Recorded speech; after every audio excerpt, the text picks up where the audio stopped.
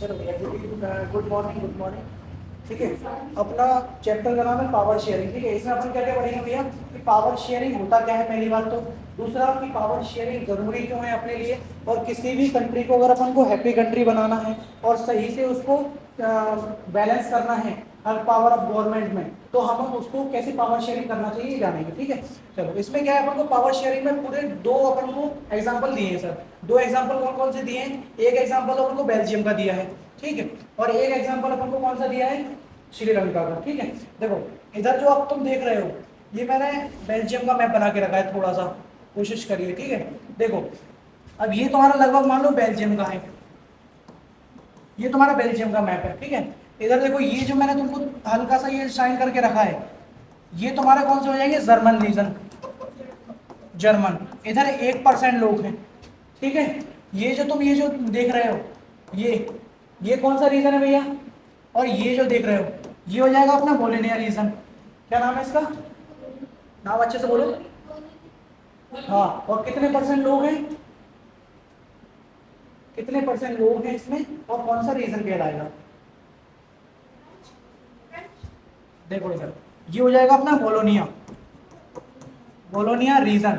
ठीक है, कोई दिक्कत है इतने में? इतने में कितने परसेंट है भैया? 49% अपने लोग हैं। और इधर हो जाएगा कौन सा? अपना फ्लेमिश रीजन। कौन सा रीजन? Flemish region. फ्लेमिश रीजन इसमें कितने परसेंट हो जाएंगे?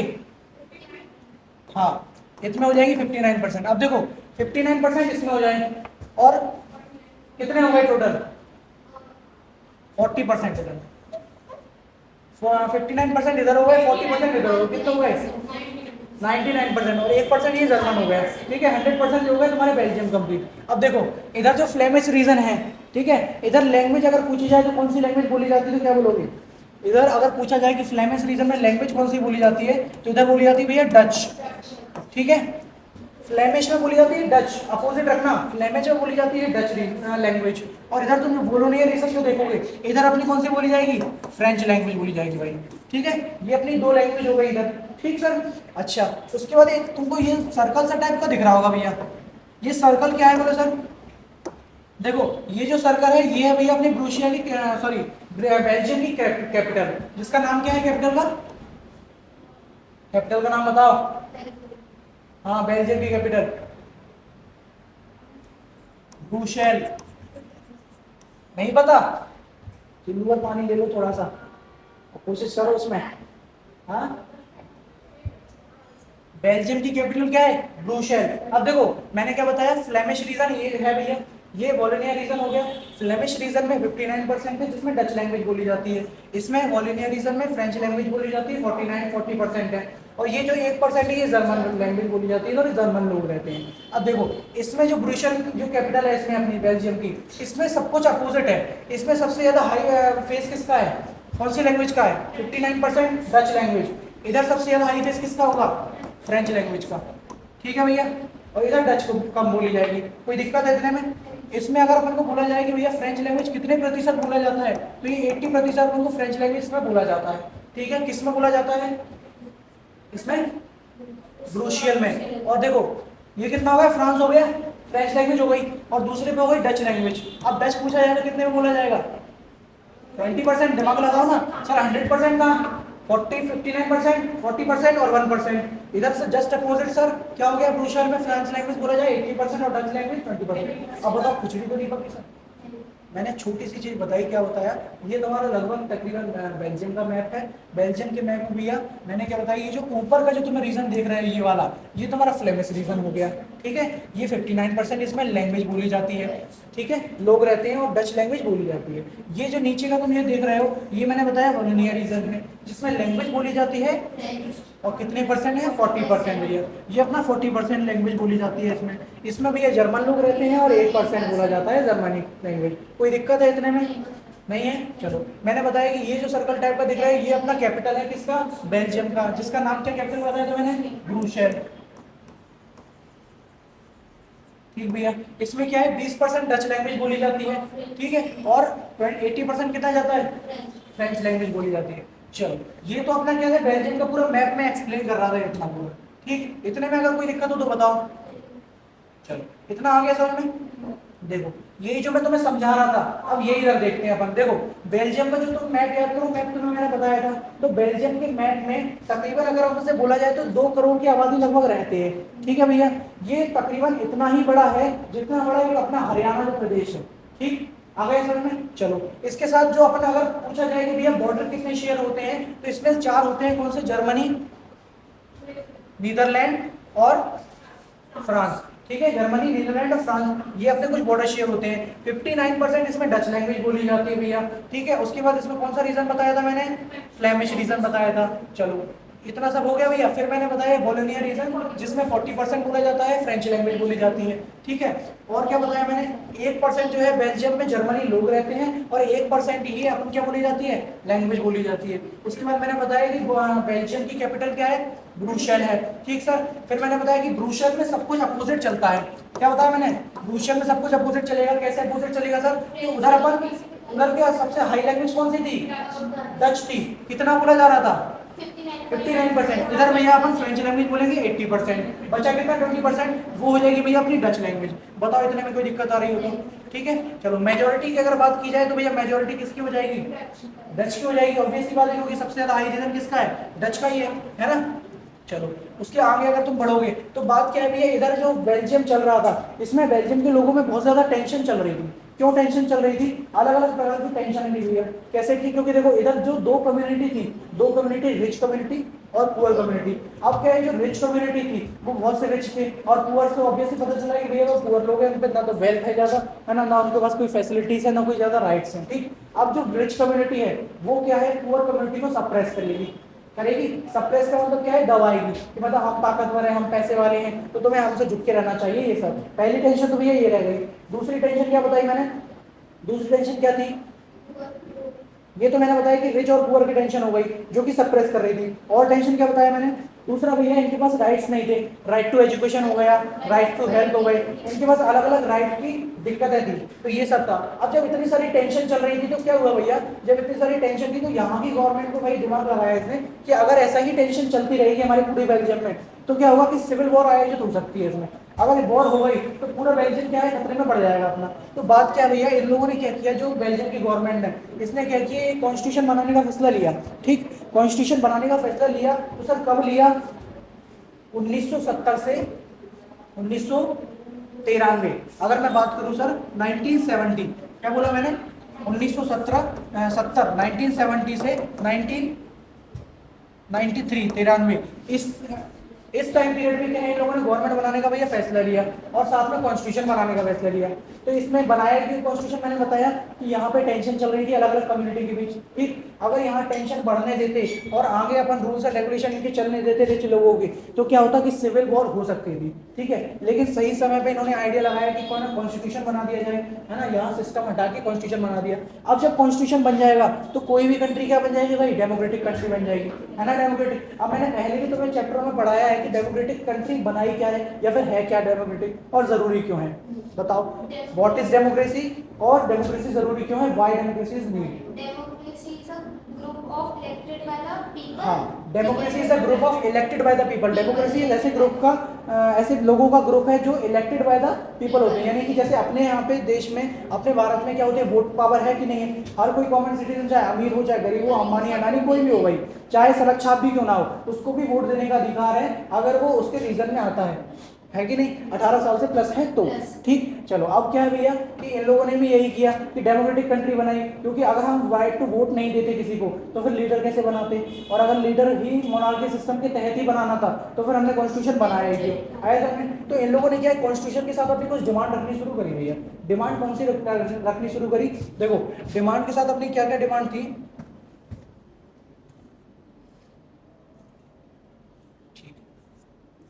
देखो इन्हें क्या किया कि अपने साथ में कुछ गवर्नमेंट के साथ एक डिमांड रखी। डिमांड क्या रखा कि देखो जो 2 कम्युनिटी बताई मैंने, एक तो डच हो गई, फ्लेमिश रीजन, है ना, और एक कौन सी हो गई भैया? वॉलोनिया रीजन, जिसमें फ्रांस लैंग्वेज बोली जाती थी। ठीक है, अब इन्हें क्या किया कि हम दोनों कम्युनिटी के लिए हमारे पास सेपरेट गवर्नमेंट होना चाहिए।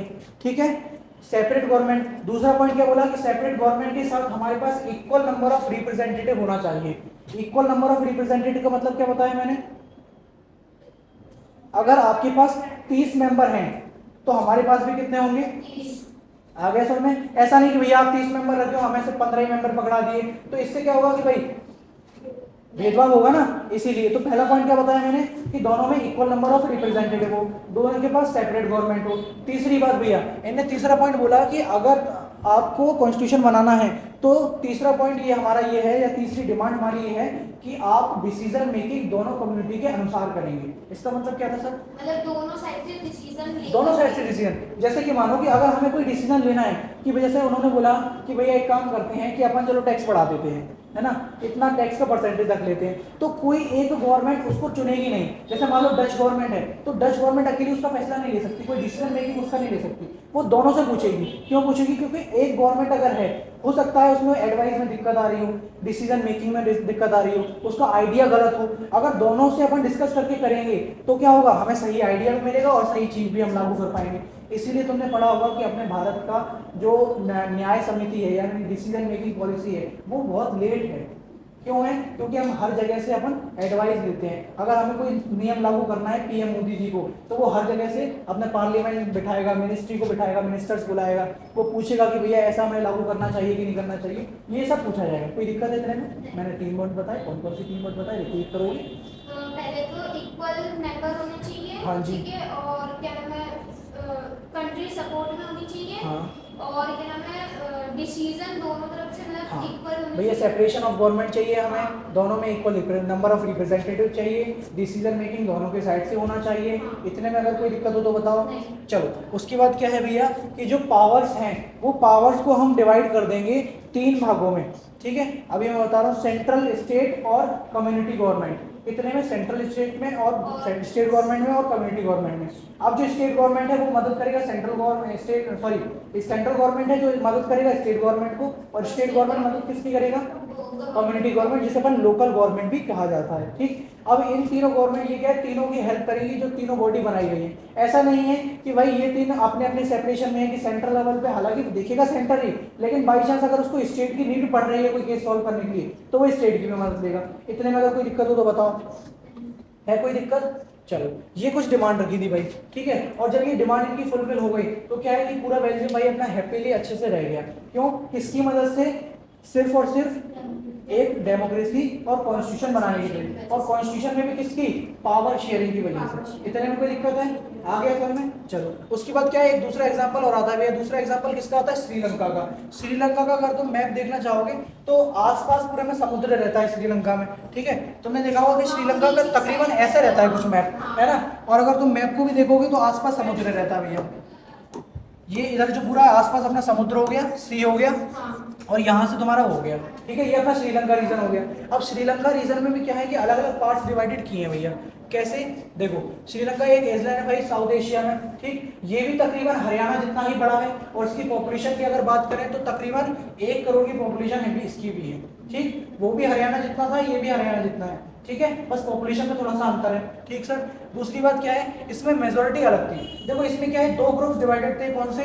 एक का नाम था सिन्हाला और एक का नाम था तमिल पीपल, ठीक है। सिन्हाला की बात करें तो सिन्हाला कितने थे? 74%, 74%। और सर दूसरी टाइप पे थे तमिल पीपल जो कि 18% थे। चलो इनमें भी भैया क्या थे, इन लोगों ने ना इसके 2 ग्रुप्स डिवाइड कर दिए थे तमिल पीपल्स के। कौन से? एक था तमिल नेटिव्स और एक था इंडियन तमिल। क्या नाम लिया भैया मैंने? तमिल नेटिव। हाँ, एक को डिवाइड किया था इन्होंने तमिल नेटिव्स में, और दूसरे में क्या बताया मैंने? इंडियन तमिल, ठीक। अब ये था क्या भैया इंडियन तमिल और तमिल नेटिव्स? देखो जो तमिल नेटिव्स का मतलब यही था कि जो पहले से तमिल के वासी हैं, ठीक है। और जो इंडियन तमिल है इसका मतलब ये था कि पहले तो वो इंडिया में रहते थे, इंडिया में रहते थे, किसी भी शहर में रहते थे, लेकिन किसी कारणवश नौकरी की तलाश में, किसी कारणवश क्या है वो तमिल में आ गए और वहीं आके उसके देश के वासी बन गए। मेरे समझ में आया जो मैंने समझाया? आ गया समझ में? मैंने क्या बताया कि सिन्हाला एक ग्रुप था जो कि 74% इसका वेटेज था, ठीक है। दूसरे पे तमिल पीपल था जिसका 18% था। इसके 2 भागों में डिवाइड किया था भैया। एक कौन सा था? तमिल नेटिव्स जो कि थे तमिल्स के, वो 13% थे अपने, और एक था श्रीलंकन तमिल यानी इंडियन तमिल जो कि अलग से बाहर से आए थे। इतने में कोई दिक्कत है? इतने में कोई दिक्कत है? चलो आगे बढ़ा जाए। अब देखो इनके साथ क्या था भैया, इनके साथ भी चीजें थी। जैसे जो सिन्हालास थे वो मान्यता रखते थे अपने बुद्धिस्ट चीजों पे, ठीक है। जो बुद्धास थे वो सिन्हाला उनको मानते थे, ठीक। और ये जो अदर लोग थे कौन से? तमिल, ये जो हिंदू मुस्लिम्स थे है ना, वो अलग अलग गॉड को मानते थे, ठीक है, इतने में कोई दिक्कत है। तो अब बात क्या है भैया कि यहाँ की जो गवर्नमेंट थी, किसकी, श्रीलंका की गवर्नमेंट, ये क्या करते थे, ये लोग भेदभाव करते थे। कैसे, जो सिन्हाला हैं इनको ज़्यादा वेटेज दिया करते थे, इनको ज़्यादा फोर्स किया करते थे, इन पर ज़्यादा ध्यान दिया करते थे। कैसे, देखो इसमें क्या था कि भैया अगर हमें कोई लॉ पारित करना है तो वो सिन्हाला के अकॉर्डिंग ही होगा, ठीक है।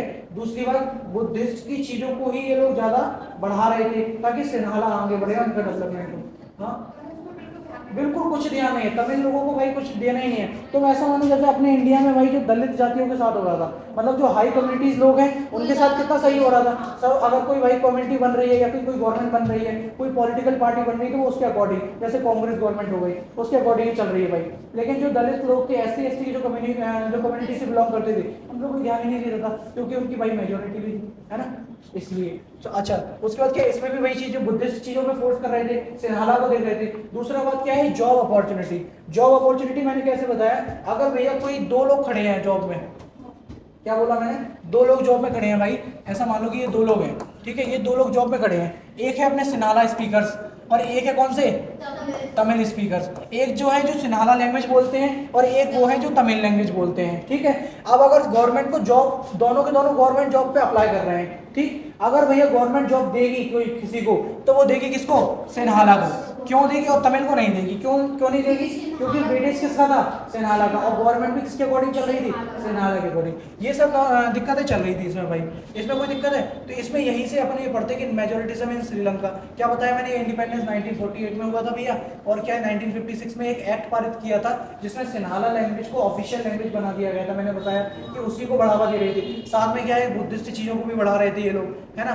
और क्या है, मैंने बताया देखो, जॉब अपॉर्चुनिटी का मैंने बताया कि अगर दो लोगों को जॉब चाहिए तो सिन्हाला लोगों को ज्यादा प्रेफर किया जाएगा, किसके अकॉर्डिंग, तमिल के अकॉर्डिंग, ठीक है। अब जब इतना सारा डिस्क्रिमिनेशन हो रहा था भैया, तो क्या है कि इन लोगों ने कहा कि यार एक काम करो, भले ही आप लोग इतना डिस्क्रिमिनेशन कर रहे हो तो एक काम करो, मेरे को ईस्टर्न और नॉर्थर्न रीजन में क्या है, हमारे लिए अलग से कंट्री बना दो। तमिल लोगों ने कहा चलो कम से कम अगर हमारे लिए अलग से कंट्री बना दोगे, स्टेट बना दोगे, तो हम क्या करेंगे, अलग से सेपरेट होकर रह पाएंगे, ऐसी कोशिश है। इन्होंने ये भी मना कर दिया, इन्होंने बोला चलो एक काम करो, हमारे लिए कॉन्स्टिट्यूशन बना दो, कम से कम डेमोक्रेटिक कंट्री रहेगी तो कुछ तो हमें आज़ादी रहेगी, हमारी फ्रीडम राइट्स तो रहेंगी कम से कम।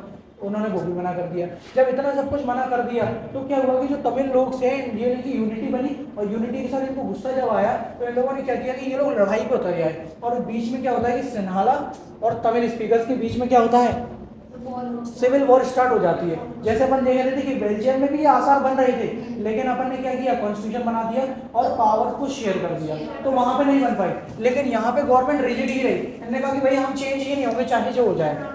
तो यहाँ क्या हो गया, सिविल वॉर आयोजित हो गई, और सिविल वॉर से क्या हुआ, कई सारा नुकसान हुआ। देखो ये सिविल वॉर हो गई, ठीक है। अब भैया होता क्या है कि यहाँ से ना अपन को ये समझ में आता है कि अपन ने दो एग्जांपल देखे, एक किसका, बेल्जियम का, और एक किसका देखा, श्रीलंका का।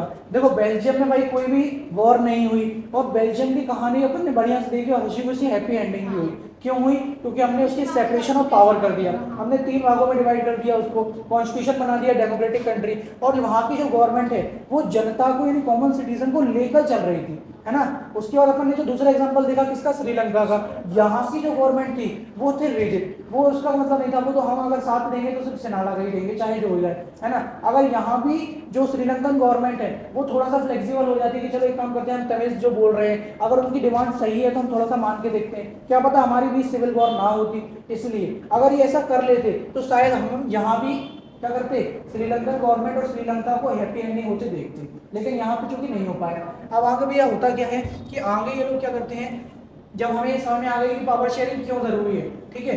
अब आगे क्या है, हम एक टॉपिक पढ़ते हैं कि पावर शेयरिंग आखिर जरूरी ही क्यों है भैया। तो इसमें क्या है, अपन को फॉर्म्स ऑफ गवर्नमेंट बताई जाती है। 2 प्रकार से फॉर्म्स ऑफ गवर्नमेंट में कन्वर्ट किया है, कैसे, एक हॉरिजॉन्टल गवर्नमेंट में, एक वर्टिकल गवर्नमेंट में। अगर हॉरिजॉन्टल की बात करी जाए तो कैसे किया है भैया, इन्होंने 3 जगह किया है, मैंने जो कि तुम्हें पहले बताया भी था। अगर अपन गवर्नमेंट की बात करें, दिख रहा है तुम्हें कलर, दिख रहा है, चलो वाइट ही देखते हैं।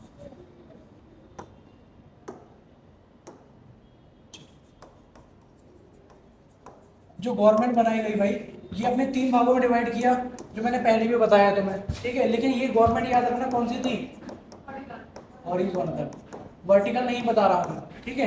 ये जो गवर्नमेंट थी अपने 3 पार्ट्स में डिवाइड की। पहला कौन सा था, लेजिस्लेटिव, दूसरा था भैया एग्जीक्यूटिव, ठीक है, और तीसरा था जुडिशियरी। ठीक, ये तीन भागों में अपने हॉरिजॉन्टल गवर्नमेंट को डिवाइड किया भैया, पहला लेजिस्लेटिव, दूसरा एग्जीक्यूटिव, दूसरा और तीसरा जुडिशियरी। लेजिस्लेटिव का अगर अपन बात करें तो ये क्या करती है, हमेशा कानून बनाती है, ठीक है। एग्जीक्यूटिव क्या करेगी, लागू करेगी या पास करेगी भाई, ठीक है। और ये क्या करेगी, न्याय देगी या फिर पनिशमेंट देगी, ठीक है। अब ये तीनों गवर्नमेंट क्या है कि तीनों लोगों पे नजर रखती है, चाहे वो लेजिस्लेटिव, एग्जीक्यूटिव, जुडिशियरी, ये तीनों फॉर्म्स ऑफ गवर्नमेंट पे नजर रखती है। क्यों नजर रखती है कि बाई चांस अगर लेजिस्लेटिव ने कोई गलत काम किया है तो उसको कौन, एग्जीक्यूटिव सजा देगी, एग्जीक्यूटिव ने कोई गलत काम किया है तो उसको जुडिशियरी सजा देगी, और बाई चांस कभी जुडिशियरी से भी गलती हो जाए तो उसको गवर्नमेंट देखने के लिए बैठी है। आगे समय तो ये तीनों भाई एक दूसरे पर नजर रखते हैं। मैंने क्या बताया, लेजिस्लेटिव का काम कानून बनाना, made of laws, making of laws legislative, executive passing of laws, और judiciary giving punishment who will not follow the rules, जो कि पालन ना करेगा रूल्स को या फिर गलत ढंग से, इलीगल ढंग से पालन कर रहा है उसको पनिशमेंट या फिर न्याय देगी। इतने में कोई दिक्कत है कोई दिक्कत? चलो उसके बाद क्या है भैया, ये अपन ने हॉरिजॉन्टल पढ़ा था, आप पढ़ रहे हैं वर्टिकल। दोनों में कंफ्यूज मत होना, एक हॉरिजॉन्टल था एक वर्टिकल था। इसमें भी भैया तीन भागों में अपने गवर्नमेंट को डिवाइड किया गया। तीन भाग कौन कौन से थे अगर बात की जाए, पहला था ये सेंट्रल गवर्नमेंट, ठीक है, दूसरा था भैया स्टेट गवर्नमेंट, और तीसरा क्या था, कम्युनिटी गवर्नमेंट या फिर जैसे अपन लोकल गवर्नमेंट भी कह सकते हैं, ठीक है। ये तीनों गवर्नमेंट बनाई, state government, central government, state government और लोकल गवर्नमेंट। अब देखो ये जो सेंट्रल गवर्नमेंट है ये काम करेगी सेंट्रल लेवल पे, यानी पूरे देश के हित में। स्टेट गवर्नमेंट स्टेट के रिलेटेड काम करेगी, और लोकल गवर्नमेंट जितनी भी लोकल चीजें हैं उन सब के रिलेटेड काम करेगी, ठीक है।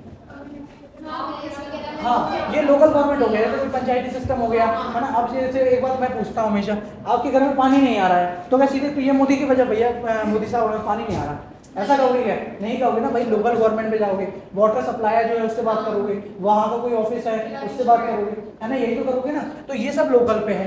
दूसरा क्या, स्टेट के तौर पे अगर कोई दिक्कत आ गई है, कोई केस हो गया, मर्डर हो गया या पुलिस से रिलेटेड कोई दिक्कत आ रही है ना, वो कौन सॉल्व करेगा, स्टेट करेगा। और जितने भी बड़े बड़े रूल्स हैं, बड़े बड़ी चीजें जो देश के हित में है, कोई वॉर होना है या फिर कोई चीज पास करनी है ना, अलग अलग कोई बॉर्डर से रिलेटेड चीजें हैं, वो सब कौन देखेगा, सेंट्रल देखेगा। इतने में कोई दिक्कत है। और ये तीन भी भाई एक दूसरे पे नजर रखते हैं, ताकि जैसे बाई चांस कभी लोकल गवर्नमेंट ने दिक्कत करी तो स्टेट संभालेगा, स्टेट ने दिक्कत करी तो सेंट्रल संभालेगा, और सेंट्रल गवर्नमेंट में भी अगर कोई दिक्कत करी तो उसके लिए पीएम मोदी बैठे हैं। कोई दिक्कत है आ गया समझ में? चलो, मैंने क्या दो प्रकार की तुम्हें गवर्नमेंट बताई भैया। पहला कौन सा बताया मैंने, हॉरिजॉन्टल गवर्नमेंट, फिर क्या बताया, वर्टिकल गवर्नमेंट। हॉरिजॉन्टल में बताया मैंने लेजिस्लेटिव, एग्जीक्यूटिव और जुडिशियरी। और अगर मैंने बात करी वर्टिकल गवर्नमेंट में कौन से बताई, वर्टिकल पावर डिस्ट्रीब्यूशन में सेंट्रल गवर्नमेंट, स्टेट गवर्नमेंट और लोकल कम्युनिटी गवर्नमेंट या फिर लोकल गवर्नमेंट कह सकते हैं। अब बात क्या भैया, ये अपन ने जब इतनी सारी चीजें देखी तो क्या है कि अपन ने जब इतना सब देखा कि इतना सब हो पाया किसकी मदद से, पावर शेयरिंग की मदद से, है ना। अब देखो सपोज करो अपना भारत देश है, ठीक है, अपने भारत देश में पावर शेयरिंग है कि नहीं है, कैसे ही यहाँ पे भी तो भाई तीन फॉर्म ऑफ गवर्नमेंट है, central government, local government, state government, यहाँ भी तो है। अब मान लो कि भैया अपन को कोई दिक्कत आती है, ठीक है, और यहाँ भी भाई डेमोक्रेटिक कंट्री नहीं है, मोनार्की सिस्टम चलता, तो क्या यहाँ पे हैप्पीली लाइफ जी पाते लोग? नहीं ना, राजा महाराजा रूल करते और राजा का बेटा ही राजा बनता, है कि नहीं। हम पे ना कोई राइट्स रहते, ना कोई फंडामेंटल राइट्स रहते, ना आर्टिकल्स रहते, संविधान तक नहीं बन पाता। लेकिन आज सिर्फ और सिर्फ डेमोक्रेटिक कॉन्स्टिट्यूशन और डेमोक्रेटिक कंट्री की बदौलत ही हमारे पास क्या है, इतना अच्छी हैप्पी लाइफ है। हम जैसा चाहे वैसा जीवन जी सकते हैं, अपनी मर्जी से काम कर सकते हैं, किस लिए, कॉन्स्टिट्यूशन की मदद से, है कि नहीं। अच्छा एक बात और कि कॉन्स्टिट्यूशन भैया कब आया था, यानी कब बना था और कब लागू किया था, ये और बताओ फटाफट से, कॉन्स्टिट्यूशन की बात नहीं की। नहीं, 1985 में कैसे आएगा बेटा, आप कंफ्यूज हो रहे हैं। 1985 नहीं, वो 1885 था, लेकिन उसमें कॉन्स्टिट्यूशन नहीं बना था। इसमें बेटा कांग्रेस की स्थापना हुई थी, ठीक है, इसमें कांग्रेस एस्टेब्लिश, जो आज तुम कांग्रेस गवर्नमेंट पढ़ते हो, इंडियन नेशनल कांग्रेस, जो दो पार्टी बीजेपी और कांग्रेस के बीच में टक्कर चलती रहती है, तो ये कांग्रेस गवर्नमेंट यहाँ पे एस्टेब्लिश हुई थी 1885 में, ठीक है। अच्छा वो तो फिर 2014, ठीक है। चलो अच्छा बात करें, ये 26 नवंबर 19 49 में। इधर भैया संविधान बन के अपना तैयार हुआ था, ठीक है। अगर पूछा जाए कि संविधान कब बना था तो 26 नवंबर 1949, और पूछा जाए कि कब लागू हुआ तो भैया 26 जनवरी 1950। इसमें अपना संविधान को अच्छे से लागू किया था। कोई दिक्कत? 1950, ठीक है।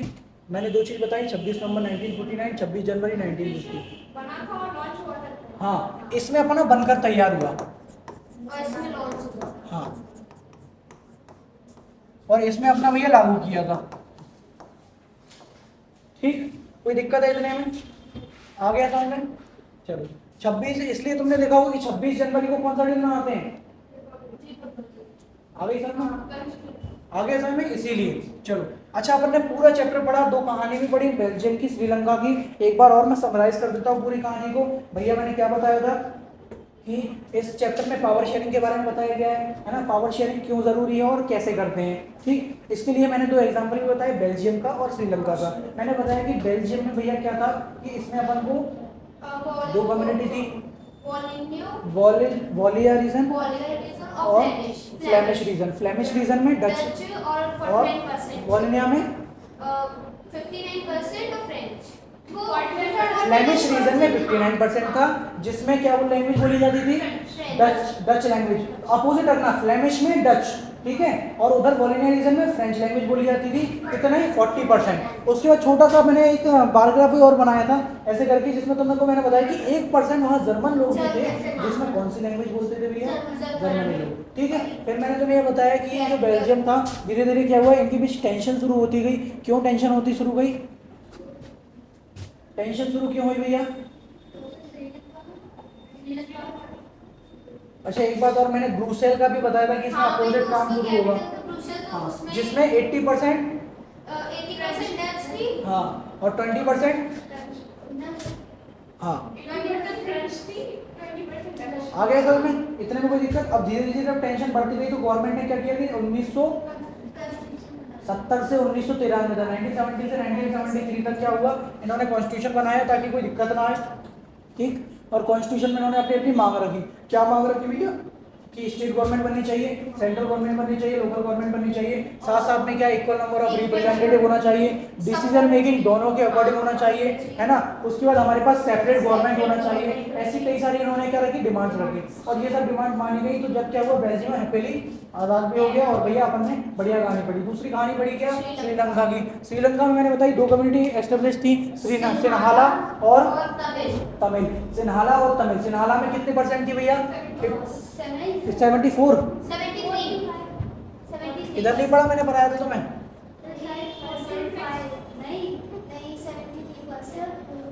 ये देखो सिन्हाला, श्रीलंका, ये पहली बात तो श्रीलंका कब इंडिपेंडेंट हुआ तो 1948 में भाई एक एक्ट पारित किया था, सिन्हाला को ऑफिशियल लैंग्वेज बना दिया था इन्होंने, ठीक है। और इसमें क्या किया था, इसमें परसेंट बताए थे। इसमें क्या नहीं नहीं, ये जो 13% और 6 थे, ये तो क्या है तमिल से। इनको दो शब्द किया था, एक तो तमिल नेटिव्स थे और इंडियन तमिल थे। तमिल नेटिव कौन थे? जो कि तमिल के पहले से थे। इंडियन नेटिव जो कि पहले तो इंडिया में रहे थे, लेकिन बाद में क्या थे, तमिल में आके रहने लगी थी। ये इनकी जनसंख्या है। सिन्हाला की 74 थी और तमिल लोगों की 18% थी, ठीक है। इसमें क्या था कि भैया गवर्नमेंट सपोर्ट किसको कर रही थी? सिन्हाला को कर रही थी। कैसे सपोर्ट कर रही थी? कि सिन्हाला लैंग्वेज को ऑफिशियल लैंग्वेज बना दी गई, ठीक है। जॉब अपॉर्चुनिटी अगर करना है हमें तो सिन्हाला को दी, ठीक है। उसके बाद सिन्हाला लोग बुद्धिस्ट में ज्यादा मान्यता रखते थे, बुद्धिस्ट चीजों को ज्यादा बढ़ा रहे थे, ऐसे करके। लेकिन जब इन लोगों ने अपने अपना मत रखा, किसने? तमिल ने। इन्होंने कहा कि भैया हमारे कॉन्स्टिट्यूशन बना दो, इन्होंने मना कर दिया। इन्होंने कहा सेपरेट कंट्री बना दो, मना कर दिया। जब सब कुछ नहीं मान रहे तो आखिरी में इन पे एक चार अवस्था है कि भाई रिवॉल्यूशन करते हैं। और जब रिवॉल्यूशन किया तो क्या हुआ कि सिविल वॉर आयोजित हुई दोनों कंट्री के बीच, दोनों कम्युनिटी के बीच। और सिविल वॉर के कारण क्या हुआ कि इसका श्रीलंका का बैडली अंत हमने देखा। इस पूरे से हमने क्या समझ में आया कि पावर शेयरिंग जरूरी है, ताकि क्यों जरूरी है पावर शेयरिंग? ताकि दो कम्युनिटी के बीच कॉन्फ्लिक्ट ना हो सके। यही हो ना? अगर उनसे पूछे कि भैया क्यों जरूरी है पावर शेयरिंग, तो क्या बोलोगे? दो कम्युनिटी के बीच लड़ाई झगड़ा या फिर कॉन्फ्लिक्ट ना हो सके, इसीलिए हमें पावर शेयरिंग की जरूरत पड़ी, ठीक। फिर अपन ने दो गवर्नमेंट पढ़ी हुई है, हॉरिजॉन्टल और वर्टिकल। हॉरिजॉन्टल में कौन सी पढ़ी? Legislative, executive, judiciary. वर्टिकल में कौन सी पढ़ी? स्टेट गवर्नमेंट, सेंट्रल, स्टेट और लोकल, ये तीन तीन चीज पढ़ी हुई। ठीक है, यहाँ से अपन ने पूरा चैप्टर समाप्त किया अपना बेल्जियम और श्रीलंका के साथ, और यही पावर शेयरिंग का अपना पूरा चैप्टर खत्म होता है, जिससे अपन को पता चलता है सिंपल की पावर शेयरिंग क्यों जरूरी है। यही पूरा चैप्टर था तुम्हारा। बताओ इतने में कोई दिक्कत हो तो?